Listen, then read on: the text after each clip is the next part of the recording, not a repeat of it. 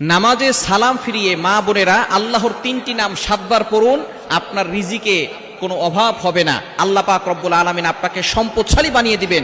ওই সংসারের ভিতরে আল্লাহ পাক রব্বুল আলামিন টাকা পয়সা দান করবেন, একটা কাঁচামরিচের জন্য কারো কাছে হাত পাততে হবে না। প্রত্যেকটা মা বোনরাই চান যাতে করে আপনার সংসারের ভিতরে শান্তি আসুক, আপনার সংসারের ভিতরে বরকত আসুক।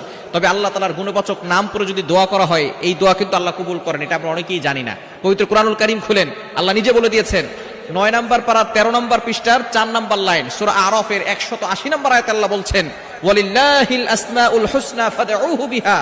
আল্লাহ তাআলার গুণবাচক কিছু নাম রয়েছে, এই নাম করে দোয়া করলে আল্লাহ পাক রব্বুল আলামিন সাথে সাথে সেই দোয়াগুলো কবুল করে নেন।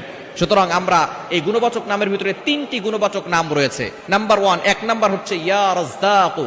আপনি নামাজে সালাম ফেরানোর পরেই এই নামটা 7 বার পড়বেন, ইয়া রাজ্জাকু, অর্থাৎ হে রিজিক দাতা, যিনি আমাদেরকে রিজিক দেন। এটা 7 বার পড়লে আল্লাহ পাক রব্বুল আলামিন আপনার রিজিকের ভিতরে বরকত দিয়ে দিবেন।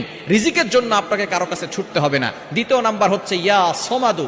পবিত্র কোরআনুল কারীমের ভিতরে একটি সূরা আছে, সূরা ইখলাস। ছোট্ট সূরা, তবে ফজিলত অনেক বেশি। এই সূরা ইখলাস, তার ভিতরে একটা অক্ষর শব্দ রয়েছে আল্লাহ তাআলার একটি গোপন নাম, সেটা হচ্ছে কুল হুয়াল্লাহু আহাদ আল্লাহুস সামাদ। মানে আল্লাহ হচ্ছে কারো প্রতি অমুখাপেক্ষী, তিনি কারো প্রতি মুখাপেক্ষী নন। এই ইয়া সমাদু, এটা যদি আপনি পড়তে পারেন, আল্লাহ পাক রব্বুল আলামিন আপনাকে কারো প্রতি মুখাপেক্ষী বানাবেন না।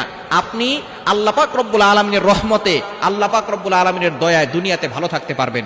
3 নাম্বার হচ্ছে ইয়া মুজিবু, এটা 7 বার পড়বেন, তাহলে আল্লাহ পাক রব্বুল আলামিন আপনার দোয়াগুলো কবুল করবেন। মুজিবু মানে হচ্ছে হে দোয়া কবুলকারী। সুতরাং আপনি এই 3টি আল্লাহ তাআলার গুণবাচক নাম, ইয়া রাজ্জাকু, ইয়া সমাদু, ইয়া মুজিবু, নামাজের পরে সালাম ফিরিয়ে অন্যান্য আমল করার পাশাপাশি আমলটা 7 বার করে এই নামগুলো পড়বেন।